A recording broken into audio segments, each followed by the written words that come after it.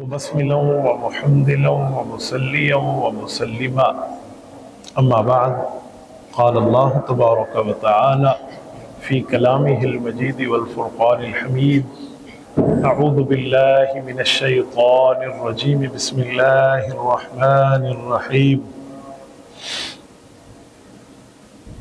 شهر رمضان الذي أنزل فيه القرآن اللهم صل على محمد وعلى آل محمد كما صليت على إبراهيم وعلى آل إبراهيم إنك حميد مجيد اللهم بارك على محمد وعلى آل محمد كما باركت على إبراهيم وعلى آل إبراهيم إنك حميد مجيد۔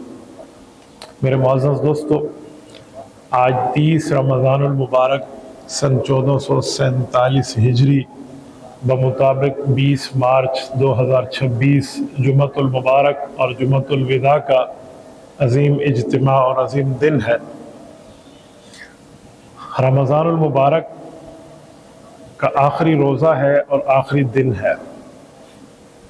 حدیث پاک میں ہے، نبی علیہ الصلوۃ والسلام نے فرمایا کہ رمضان المبارک کے اندر اللہ رب العزت مغفرت کا سیلاب بہاتے ہیں۔ اتنا سیلاب ہوتا ہے کہ ہر افطاری پر 1 ملین آدمی کی بخشش ہوتی ہے۔ 10 لاکھ آدمی ایک افطاری پر اللہ سے مغفرت مانگے معاف ہو جاتا ہے۔ تو 10 لاکھ کو 30 سے ضرب دیں تو یہ 30 ملین بنتے ہیں۔ مراد ہے 3 کروڑ آدمی صرف افطاری کے وقت اللہ سے اپنی بخشش کرا لیتے ہیں۔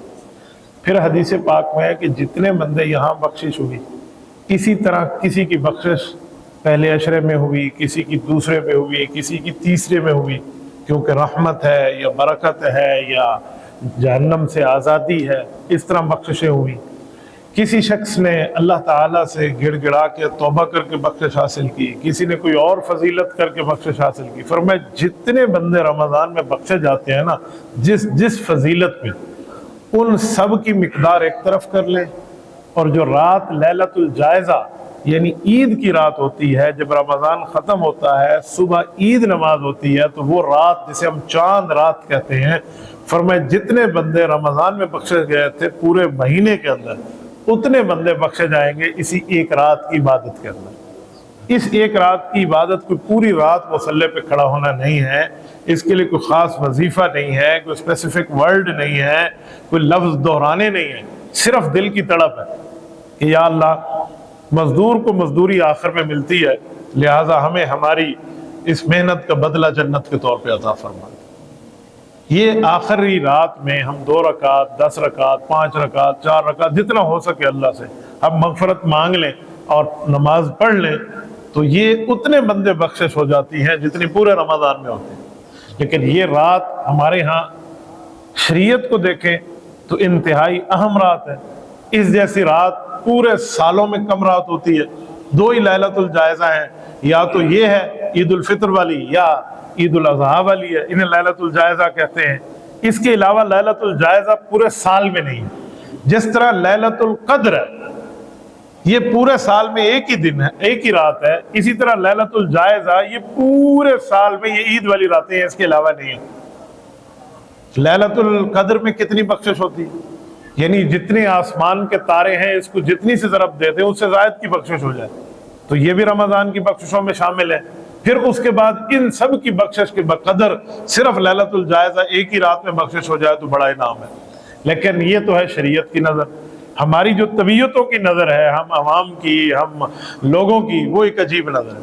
ہم نے اس رات کو بازاروں میں گزارنا ہوتا ہے، نائی کی دکانوں میں گزارنا ہوتا ہے، درزی سے لڑتے ہوئے گزارنا ہوتا ہے، پھر میرے سوٹ رہ گئے، میرا فلاں رنگ کا کپڑا آپ نے چھوڑ دیا، میرا فلاں چھوڑ دیا، میرے بچے کے کپڑے رہ گئے، میرے گھر کے کپڑے آپ نے دینے تھے، اس لڑتے جھگڑتے میں چلے گئے۔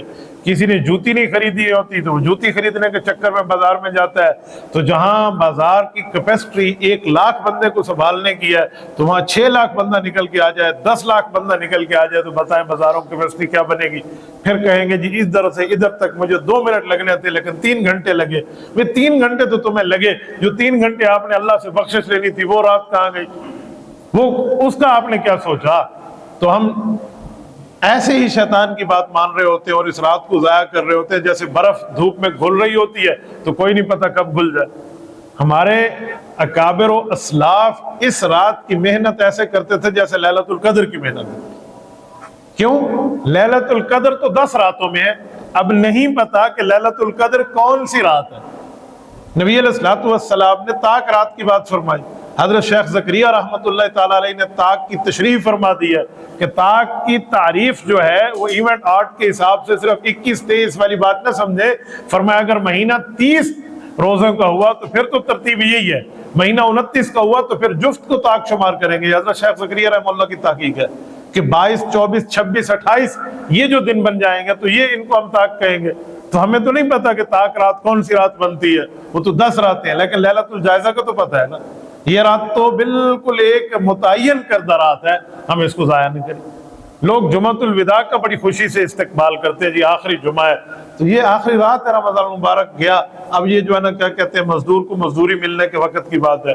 حضرت شیخ زکریا رحمۃ اللہ علیہ نے ایک شکوہ لکھا ہے فضائل اعمال میں، وہ فرماتے ہیں کہ کوئی بندہ بطور اجرت کسی جگہ کام کرے کہ اس کی تنخواہ طے ہو، اس کی جو ہے نا کیا کہتے ہیں اجرت طے ہو، اس کی مزدوری طے ہو، اور پورا دن کام کر کے جب مزدوری کا وقت ہے وہیں سے بھاگ جائے تو اس کو دنیا کیا کہے گی کہ بے وقوف ہے، عقل نہیں ہے، اسٹوپڈ پرسن ہے، تھوڑا سا دماغ کو کام میں لاتا تو مزدوری کے وقت تو رکتا کہ آج اس کو اجرت مل رہی تھی، یہ تو آخری وقت میں بھاگ گیا ہے۔ تو فرمایا یہی مثال لیلۃ الجائزہ کے ضائع کرنے والے کی ہے کہ جس نے پورا مہینہ رمضان المبارک میں محنت کی ہے، دن کا روزہ رکھا ہے، رات کی تراویح رکھی ہے، اللہ تعالیٰ سے بخشش مانگی ہے، گناہوں سے روکا رہا ہے، اور اب یہ حال ہے کہ آخری رات اس نے ضائع کر دیا، تو اس کی مثال تو وہی ہے کہ مزدوری ملنے کے وقت یہ مزدوری لینے نہیں آئے۔ تو یہ لیلۃ الجائزہ کا اہتمام کے ساتھ اللہ کو یاد کریں۔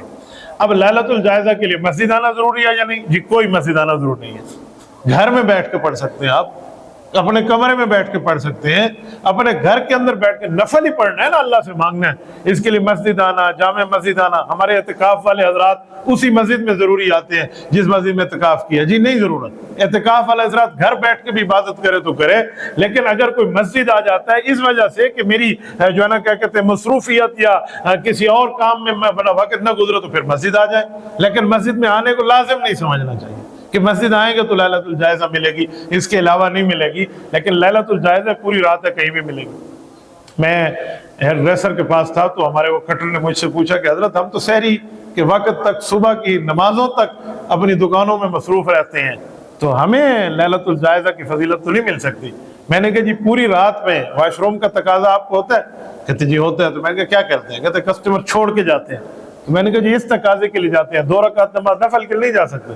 میں نے آپ کو پوری رات پڑھنے کا تھوڑا مشورہ دیا ہے، آپ 2 رکعت نماز نفل بھی پڑھ کے آئے نا، جب آپ واش روم جا رہے ہیں پھر وضو کر کے 2 رکعت پڑھ لیں۔ کہتے ہیں یہ ٹھیک ہے۔ میں نے کہا آپ 10 بندے دکان میں، ایک بندہ 2 رکعت کے لیے جائے تو جو اس کی ڈیوٹی پہ ٹھہرے گا نا اس کی جگہ، اس کو زیادہ ثواب ہے کہ اس نے دین کے لیے بندے کو بھیجے اور خود الٹرنیٹ ٹھہرا ہے۔ تو وقت نکالنے پہ کون سا پرابلم ہے؟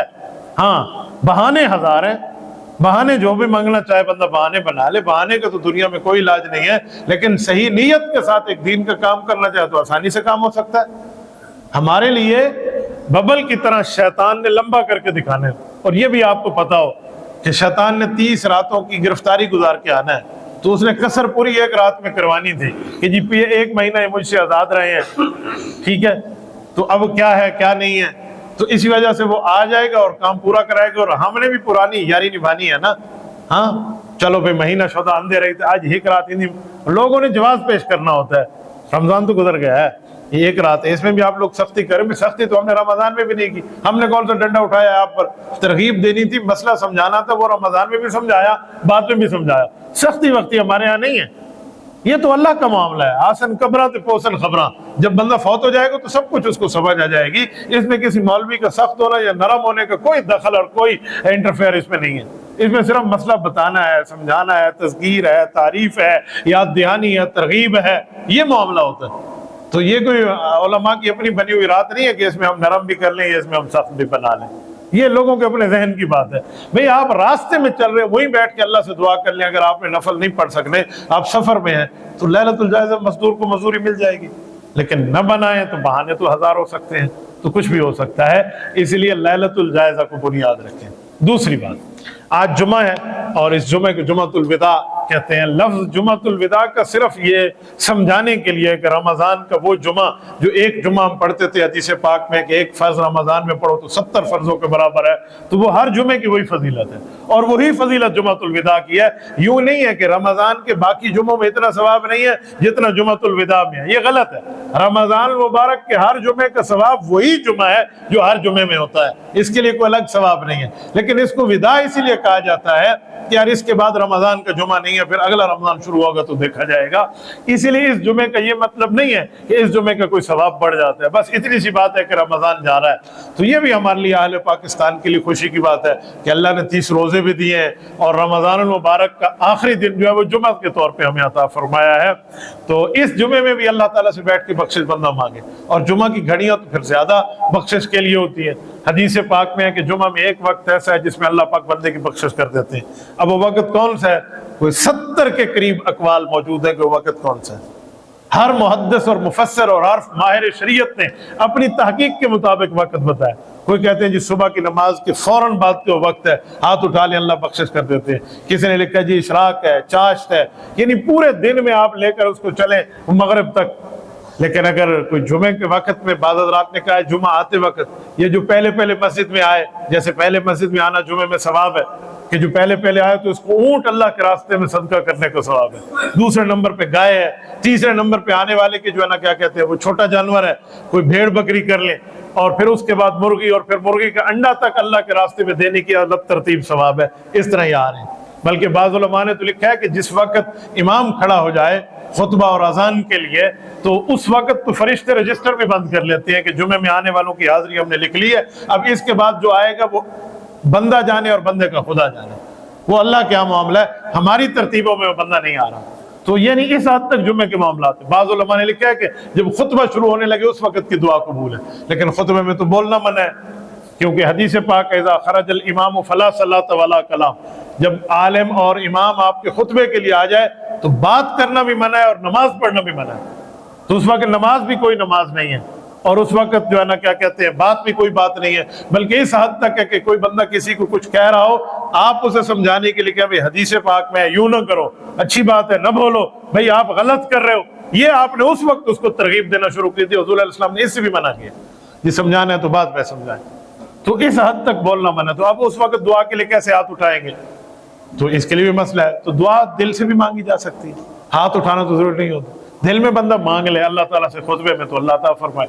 بعض علماء نے لکھا ہے کہ جب خطبہ درمیان میں ہوتا ہے، جس وقت دو خطبوں کے درمیان میں خاموشی کا وقفہ کیا جاتا ہے، وہ لوگ سمجھتے ہیں خاموشی ہے، حالانکہ وہ دعا کے الفاظ پڑھے جاتے ہیں، تو اس میں جتنا زیادہ بندہ مانگ سکتا ہے مانگ لے اللہ سے۔ لیکن وقت کم ہوتا ہے تو کوئی بہترین محجبین الفاظ ہونے چاہیے جس لفظ میں باقی ساری دعائیں شامل ہو جائیں، وہ بندہ اللہ تعالیٰ سے مانگ لے، کوئی خاص دعا ہو تو اس وقت مانگ لینا چاہیے، اور وہ بھی ہاتھ اٹھائے بغیر، زبان چلائے بغیر، اللہ سے دل سے ہی مانگے، کیونکہ دل میں رب کریم کا معاملہ اللہ کے ہاتھ میں ہے نا، انہ علیم بذات الصدور، رب کریم تو دلوں کے بھیدوں سے خوب واقف ہے۔ اب دل کا بھید خالق نہیں جانے گا تو کون جانے گا؟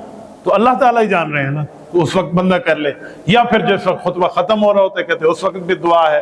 تو بہرحال کسی وقت بھی ہو، اس کا خلاصہ کیا نکلا کہ ان 70 اقوالوں میں سب قولوں پہ عمل کرنے کا مطلب یہ ہے کہ جس وقت جمعہ شروع ہو اس وقت سے لے کر جس وقت جمعے کا وقت ختم ہو اس وقت تک، یعنی جمعرات کے دن مغرب سے جمعہ کی اوقات کو شروع کر لیں، اور پھر جمعہ کے دن اذان مغرب پہ جمعہ ختم ہو جائے، تو یہ پورے 24 گھنٹے میں ہر وقت بندے کو دعا میں مشغول رہنا چاہیے۔ کیوں بتایا جائے؟ تو پھر جمعۃ الوداع کی زیادہ خصوصیت، اللہ کی رحمت، اللہ کی شفقت، اللہ تعالیٰ کی برکتیں، اللہ کی ہمارے اوپر جو ہے نا کیا کہتے ہیں کرم نوازیاں، یہ زیادہ ہمارے لیے چھلک چھلک کے آ رہی ہوتی ہیں، اور پھر رمضان المبارک کی فضائل بھی ساتھ مل جاتے ہیں، اور پھر جمعہ کی فضیلتیں بھی مل جاتی ہیں، تو یہ چیزیں ہمیں حاصل ہو جاتی ہیں، اسی لیے جمعۃ الوداع کی ایک اہمیت سمجھی جاتی ہے، ورنہ کوئی اسپیسیفک معاملہ نہیں ہے جو میں نے آپ کی خدمت میں کہہ دیا۔ اسی لیے جمعۃ الوداع کا آج دن ہے تو اس کو بھی بڑا بابرکت سمجھیں۔ شام تک کی گھڑیاں چند گھڑیاں رہ گئی ہیں، اس مہینے کے ختم ہونے سے، بابرکت ایام کے ختم ہونے سے، نیکیوں کے سیزن کے ختم ہونے سے۔ اگر میں اس کے لیے نیکیوں کا سیزن کا لفظ بولوں تو یہ بے جانا ہوگا، تو اس کو بندہ اللہ تعالیٰ رب العزت کے سامنے گڑ گڑا کے مانگ لے۔ رب کریم کے یہاں سے کیا کہتے ہیں کوئی کمی نہیں ہے، بس شرط یہ ہے کہ اللہ سے مانگنے والا بن جائے اور اپنی موت کو سامنے رکھیں، اپنی آخرت کو سامنے رکھیں۔ تو یہ رکھیں کہ پتہ نہیں، کوئی نہیں پتہ، جو پچھلے سال ہمارے ساتھ دوست تھے اس سال نہیں ہے، اور جو اس سال ہم موجود ہیں اگلے سال ہم میں کون نہیں ہوگا، کیا پتہ کس کو کیا کس نے زندگی لکھوائی ہے۔ تو اس طرح کر لیں، اور پھر رات کو انشاءاللہ تعالی عید کا اسپیسیفک اعلان ہے، کیونکہ عید کے لیے یا اسلامی مہینہ شروع ہونے کے لیے 2 ہی شرطیں ہوتی ہیں۔ پہلی شرط یہ ہے کہ یا تو 30 دن پورے ہو جائیں، اگر 30 دن سے پہلے مہینہ اسلامی شروع ہو رہا ہے 29 پہ، تو اس کے لیے پھر گواہی ہوتی ہے، اور گواہی کا بھی اپنا معیار ہے کہ کم از کم 40 کم از کم 70 مختلف معیارات ہیں۔ اتنے سکہ بندے ہونے چاہیے جو آپ کو آ کر بتائیں، تب جا کر بندہ جم غفیر جس کو ہم کہتے ہیں، اس وقت پھر اس کا اعلان ہوتا ہے۔ اکا دکا کچھ حضرات دیکھ لیں تو اس کی تکذیب نہیں کرنی چاہیے، ان کے خلاف بات نہیں کرنی چاہیے، پھر باقیوں کو نظر نہیں آیا تمہیں نظر آیا، یہ بات غلط ہے۔ اگر کسی مسلمان نے واقعی دیکھ لیا ہے تو اس نے دیکھ لیا ٹھیک ہے، لیکن جم غفیر نہیں ہے تو ان کی گواہی قابل قبول نہیں ہوتی، تو پھر ان کو بھی روزہ رکھنا لازم ہو جاتا ہے۔ کچھ لوگ کہتے ہیں نہیں، جن نے چاند دیکھا ہے، ہمارے شہر میں 4-5 دوستوں نے دیکھا ہے، تو مجھ سے ساتھیوں نے کہا یہ تو روزہ نہیں رکھیں گے نا۔ میں نے کہا کیوں بھائی، کیوں نہیں رکھیں گے؟ کس نے کہا؟ جو ان نے چاند دیکھ لیا۔ بھائی جم غفیر کا حکم تھا کہ چاند پورا مجمع دیکھے، اس میں اسپیسیفک بندے نہیں ہیں تو گواہی قبول نہیں ہوتی۔ جب امت مسلمہ نے اس کو قرار دے دیا ہے اور مسلمانوں کا اتفاقی فیصلہ رمضان کے روزے کا، تو ان حضرات کو بھی رکھنا ہوگا۔ تو بہرحال رمضان کا احترام ہوتا ہے۔ اسی طرح کچھ لوگ کہتے ہیں ہم 30 روزے پورے کر کے سعودیہ سے آئے ہیں، میں بھی تو آپ کے سامنے آیا وہاں کا روزہ رکھ کے، تو پھر آج کا روزہ ہمیں نہیں رکھنا چاہیے، 31 بن گئے، نہیں، ہمیں احترام رمضان میں روزہ رکھنا ہوگا۔ تو اس کے لیے یوں نہیں ہے آپ کی 31 ہو گئے، 32 33 ہو گئے، احترام رمضان بھی تو کچھ چیز ہے نا۔ حتیٰ کہ کافر بھی مسلمان ہو اور وہ کلمہ پڑھے ظہر کے وقت، تو اس کے اوپر اب روزہ تو فرض ہو گیا ہے، لیکن صبح کے وقت تو وہ کافر تو روزہ فرض نہیں تھا، تو علماء نے لکھا یہ بندہ بھی شام تک احترام رمضان میں کھائے پیے گا نہیں، رمضان کا احترام بھی ہے نا۔ تو اس کو بھی اس طرح حکم ہے، تو چہ جائے کہ چاند دیکھنے والا تو مسلمان ہے، وہ روزہ کیوں نہیں رکھے گا؟ اچھا، پھر آج شام میں جو چاند نظر آئے گا، یہ بات میں آپ سے بھی کہہ رہا ہوں اور آنے دنیا سے بھی کہہ رہا ہوں، آج پھر چیمہ گوئیاں شروع ہوں گی۔ چاند دیکھیں کتنا بڑا ہے، پتہ ہے کیوں؟ سائنسی لحاظ سے چاند کا جو برن اور پیدائش ہے وہ آج صبح کل صبح 6:12 پہ، تو 12 گھنٹے کا شام میں چاند آنکھ سے نظر نہیں آتا، تو لہٰذا اس کی پیدائش 12 گھنٹے کل کی ہے، اور 24 گھنٹے آج کی ملا لے، کل شام سے آج شام تک 12 اور 24 کتنے ہو گئے؟ 36 گھنٹوں کا جب چاند ہوگا اور 90 سے 12 درجے پہ آئے گا، جو علم فلکیات والے جانتے ہیں، تو وہ آسانی کے ساتھ 9 سے 12 درجے پہ آئے گا، بہت بڑا نظر آئے گا۔ اور پھر سب نے کیا کہنا ہے؟ اے تو سا عید اللیوار روزہ رکھوایا ہے، یہ آپ نے عید والے دن روزے کی بات کی تھی۔ بھائیو، علماء کو آپ سے زیادہ اپنی قبر کی فکر ہے۔ اللہ پاک قرآن میں یہ نہیں کہتے کہ عام بندہ اللہ سے زیادہ ڈرتا ہے، اللہ نے علماء کا نام لے کر فرمایا کہ یہ اللہ سے ڈرتے ہیں۔ انما یخشی اللہ من عبادہ العلماء، یہ اللہ نے علماء کا نام لے کر کہا ہے، عوام کی بات نہیں کی۔ تو جو جتنا صاحب علم ہے اس کو اتنا اللہ تعالیٰ سے ڈر ہونا چاہیے، تو انہیں اپنی قبر آخرت کو برباد نہیں کرنا۔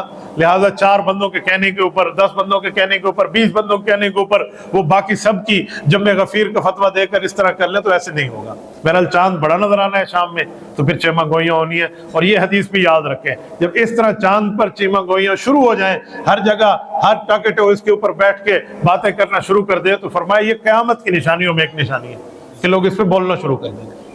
تو اب لوگوں کی اپنی مرضی ہے، وہ چاہتے ہیں قیامت قریب ہو جائے اور دنیا کا نظام لپیٹ کے ایک طرف رکھ دیا جائے، تو اس کام کو عروج دینا چاہیے، بہترین بیٹھ کے چاند کے اوپر تبصرے کرنے چاہیے۔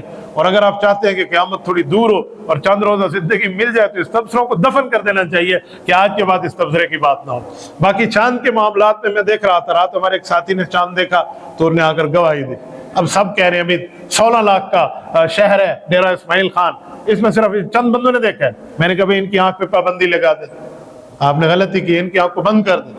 بھائی دیکھنے میں آپ کو پتہ ہے چاند دیکھنے کا اہتمام ہونا چاہیے، یہ حدیث پاک میں ہے۔ ہماری مسجد میں کتنے بندے بیٹھے ہیں جس نے ہم نے اہتمام کیا؟ ہم اپنے آپ کو دیکھ لیں، ہم تو ٹی وی کو بیٹھے، ہم تو سائنس کو لے کر بیٹھے ہیں، اتنا گھنٹے فلکیات ہے، یہ وہ ایک دوسرے کو سن بتا کر بیٹھے ہوئے، ہم میں کسی نے اہتمام نہیں کیا۔ لیکن جس نے اہتمام نہیں کیا وہ بندہ بھی اس پہ بول رہا ہے جس بیچارے نے دیکھ لیا اور اس کے اوپر غلط کہہ رہا ہے، تو یہ کمنٹس نہیں ہونی چاہیے۔ یا تو خود اہتمام کریں، یا چند اہتمام نہیں کرتے تو کم از کم خاموش تو رہیں نا۔ پھر اس پر بات کر کے اپنی آپ کی آخرت اور قبر کو کیوں بندہ جو ہے نا برباد کرنے بیٹھا ہے؟ نہیں یہ جھوٹ بول رہا ہے، وہ جھوٹ بول رہا ہے، میرے پاس کون سی اتھارٹی ہے میں جھوٹ کہوں؟ ہاں، یا میرے پاس کوئی بات ہو، میرے ساتھ اس بندے نے مشورہ کیا ہو کہ میں ایسے جا کے جھوٹ بولوں گا، تب تو میں کہہ سکتا ہوں، پھر مجھے گواہی دینی چاہیے کہ یہ بندہ جھوٹا ہے، میں اس کو اس طرح جانتا ہوں۔ جب ایسا نہیں ہے تو پھر آپ کو کس نے کہا ہے کہ کسی کے ایمان کا فیصلہ کر لیں؟ جب آپ کے پاس کوئی پروف نہیں ہے، آپ کے پاس ایویڈنس نہیں ہے، آپ کے پاس کوئی جو ہے نا کیا کہتے ہیں قابل اعتماد وجہ نہیں ہے، تو بیس لیس کسی کے اوپر بات کرنے سے منع ہے۔ قرآن کریم نے تو اتنا لفظ کہا ہے کہ وہاں زبان نہ چلاؤ، وَلَا تَقْفُ مَا لَيْسَ لَكَ بِهِ عِلْمٌ، وہاں زبان نہیں چلانی چاہیے جہاں کی معلومات آپ کے پاس نہیں ہے۔ اتنا کہہ دیں کہ مجھے نہیں پتا، مجھے نہیں پتا، یہ کہنے پر بے عزتی نہیں ہے، یہ کہنے پر اپنے علم کا اظہار ہے کہ میں جھوٹ نہیں بول سکتا۔ یہ مطلب ہے بعض میں نے علماء اور اکابر اور محدثین کے واقعات پڑھے ہیں کہ ان سے سوال ہوا، انہوں نے جواب دیا، پھر سوال ہوا، جواب دیا۔ کچھ سوالات ایسے بھی آئے تو انہوں نے کہا جی لا ادری، مجھے نہیں پتا۔ انہوں نے کہا جی آپ اتنے بڑے عالم ہیں، آپ کو نہیں پتا؟ کہا جی نہیں پتا، کتاب دیکھ کر بتاؤں گا، اگر اس کو آپ میری غلطی سمجھتے ہیں تو آپ کی مرضی، جھوٹ میں نہیں بول سکتا۔ امام مالک رحمۃ اللہ علیہ، مالک ابن انس الاصبہی، حدیث پاک میں ہے کہ مدینہ طیبہ میں ایک عالم ہوگا، اس عالم کے پاس لوگ اپنی سواریوں کو لے کر آئیں گے، اتنی دور سے آئیں گے کہ ہو سکتا ہے کہ اس سواریوں کو کلیجہ متاثر ہو جائے اس سفر سے، اور انہیں مدینہ میں بڑھ کر اس سے عالم نہیں ملے گا۔ علماء نے لکھا ہے اس حدیث سے مراد امام مالک ہے رحمۃ اللہ علیہ۔ دنیا ان سے مسائل پوچھتی تھی، امام شافعی ان کے شاگرد ہیں، تو اس سے خود اندازہ لگا امام مالک کتنی بڑی شخصیت کے حامل ہوں گے۔ امام مالک سے ایک شخص کہتا ہے کہ میں نے 40 سوال ان سے پوچھے اور عراق سے آیا، فما اجابنی الا فی 5، مجھے 5 کے جواب دیے، 35 پر مجھے کہا لا ادری، مجھے نہیں پتا۔ آپ اندازہ لگا لیں، ہو سکتا ہے امام مالک فرمانا چاہ رہے ہوں مجھے نہیں پتا، یہ ہو سکتا ہے کہ سامنے والے کے سوالات فتنے پر مشتمل ہوں، وہ فتنہ پھیلانا چاہتا ہو تو امام صاحب نے فتنے سے بچانے کے لیے کہہ دیا میں اس پہ بات نہیں کرتا، نو کمنٹس۔ تو اس سے خود اندازہ لگا لیں کہ زبان کی حفاظت ہمارے اکابر نے کتنی کی ہے۔ امام اعظم ابو حنیفہ رحمۃ اللہ علیہ، حضرت عمر بن عبدالعزیز رحمۃ اللہ علیہ، بہت بڑے لوگ ہیں، میں جتنا لفظ بڑا بولوں اس سے بھی بڑے لوگ ہیں۔ امام ابو حنیفہ کی خوشخبری سورۃ جمعہ آیت نمبر 3 میں اللہ نے دی ہے، وآخرین منہم لما یلحقوا بہم۔ امام اعظم ابو حنیفہ کی ذات مراد ہے۔ حدیث پاک صحیح البخاری جلد نمبر 2 کتاب التفسیر میں اسی آیت کی شرح میں رسول اللہ کی حدیث موجود ہے، جس میں امام اعظم ابو حنیفہ کی قوم کی بات کر کے اور ان کی جو ہے نا کاسٹ کی بات کر کے ان کی خوشخبری دی گئی ہے۔ تو حدیث پاک میں ان کے لیے خوشخبریاں موجود ہیں، قرآن میں ان کے لیے خوشخبریاں موجود ہیں، بلکہ بعض روایات میں ترفع زینت الدنیا سنۃ 50 و 100 کہ 150 ہجری آئے گی، اللہ اپنی زمین کی خوبصورتی کو اٹھا لیں گے، تو 150 ہجری 15 رجب امام حنیفہ کا انتقال ہے۔ اتنی بڑی شخصیت ہے۔ ان سے کسی نے حضرت معاویہ اور حضرت علی رضی اللہ عنہما کے لیے ایک جملہ کہنا چاہا کہ ان کی جنگ صفین ہوئی تھی، آپس کی لڑائی ہوئی، اگرچہ بعد میں صلح ہوئی، بھائی بھائی بن گئے، وہ سازشیں دم توڑ گئی، تو امام حنیفہ جانتے تھے کہ سب کچھ ٹھیک ہو گیا۔ جس لڑائی کے بعد صلح ہو جائے وہ لڑائی نہیں رہتی، جس جنگ کے بعد صلح ہو جائے وہ جنگ نہیں رہتی، وہ تو پیار محبت کی بات بن جاتی ہے۔ تو امام حنیفہ سے بار بار اس نے کہا جی آپ اس پہ کچھ کمنٹس پیش کریں، یعنی یا نعوذ باللہ حضرت علی کے خلاف بولیں یا نعوذ باللہ حضرت معاویہ کے خلاف بولیں۔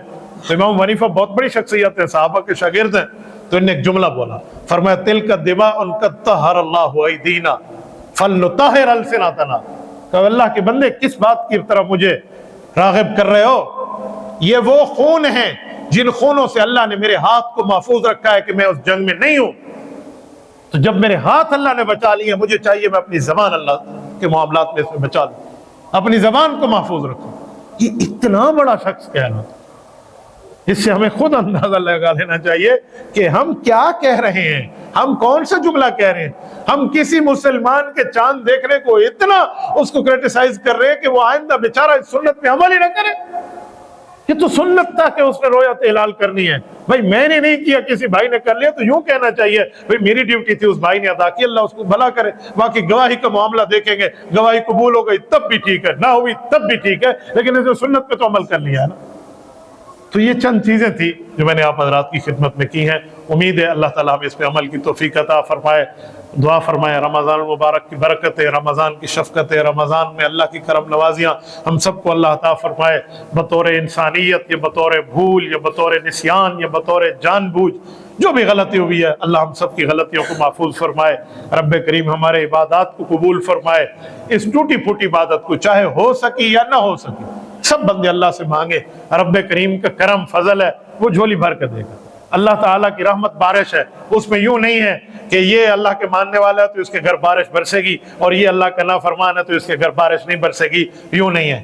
یہاں کنویں اور پیاسے کی بات نہیں ہے کہ جو کنویں کے پاس چل کے آتا ہے تو اس پیاسے کو سیراب کیا جاتا ہے، یہاں بارش کی بات ہے، یہاں بادل کی بات ہے۔ اللہ تعالیٰ کی رحمت کو بادل کہا گیا تو بادل اپنے پرائے سب پہ برستا ہے، تو چاہے عبادت نہ ہو سکے اللہ پھر بھی دے دے، یہ اللہ کے اختیار میں، چاہے عبادت ہو اللہ رد کر دے تو پھر بھی اللہ سے بخشش مانگے نا۔ اسی لیے کہتے ہیں عبادت کے گھمنڈ پہ رب سے نہ مانگیں کہ اللہ ہم نے اتنی عبادت کی ہے دے دے، اب ہمارا استحقاق اور حق بنتا ہے، جی نہیں، اس پر حق نہیں ہے۔ ہم اللہ سے رحمت سے امیدوار ہو سکتا ہے میری عبادت میں دنیا کا خیال ہو، میری عبادت میں ریاکاری ہو، میری عبادت میں کچھ دائیں بائیں ادھر ادھر کے معاملات ہوں اور وہ عبادت کو میں عبادت سمجھ رہا ہوں اور وہ اللہ کے ہاں میری زیرو ہو چکی ہو، تو پھر اوپر گھمنڈ بھی کرنا ہو کہ میں نے عبادت کی ہے تو کیا بچا مان۔ تو اللہ سے رحمت کو امید مانگیں، اللہ ہم سب کی عبادت قبول فرمائے، خصوصاً گھروں میں خواتین جنہوں نے پورا مہینہ ہمارے لیے سحری اور افطاری پر خود جو ہے نا، ہم لوگ ٹھنڈک پہ بیٹھے اور انہوں نے آگ پر بیٹھ کر ہمارے لیے اس کا بندوبست کیا، تو ان کے لیے بھی مانگیں، ان کے لیے بھی اللہ تعالیٰ سے مانگے۔ انشاءاللہ تعالیٰ کل عید ہماری ہے 7:45 پونے 8 پر ہے۔ میں کوشش کرتا ہوں کہ اس سنت کو بھی اپنا چھوڑیں۔ حدیث پاک میں ہے کہ اجل الاضحیٰ واخر الفطر وذکر الناس، حدیث پاک میں نبی علیہ السلام نے فرمایا کہ عید الاضحیٰ کو جلدی پڑھے اور عید الفطر کو دیر سے پڑھے، یہ سنت ہے۔ تو الحمدللہ آپ کی اس جو ہے نا کیا کہتے ہیں اسٹیج سے اس سنت پہ عمل ہوتا ہے، کتنے سالوں سے ہو کر آ رہا ہے۔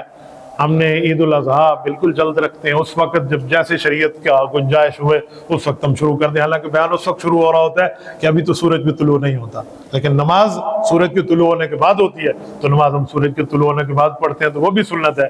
اور عید الفطر بھی سنت ہے دیر کے ساتھ۔ بہت سے حضرات نے ہمیں کہا کہ آپ نے 7:45 کا ٹائم رکھ دیا تو بہت لیٹ ہے۔ میں نے کہا میں نے تو حافظ صاحب اور 1-2 حضرات کے مشورے سے 7:45 کیا، ورنہ میرا جی تو 8:30 کرنے کا تھا، کوئی نہیں مسئلہ۔ عید الاضحیٰ کی عید الفطر کی نماز ہے تو جتنا ہو سکے ہم سنت کے مطابق کریں، اس میں جلدی اور اس میں دیر سے کرنا یہ ہماری خواہشات ہیں، اپنی خواہشات کو نہ دیکھیں۔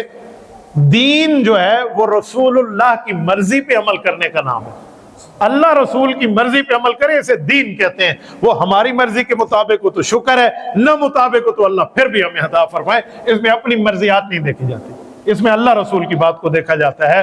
تو ہم نے 7:45 رکھا ہے۔ کل انشاءاللہ تعالی عید کے خطبے میں آپ سے وہ بات سناؤں گا کہ اہل عرب کا ایک معاملہ ہے کہ وہ سحری افطاری کا جو ہے نا کیا کہتے ہیں بہتر بدلہ اپنی گھر والوں کو پکانے کے انداز میں کس طرح دیتے ہیں۔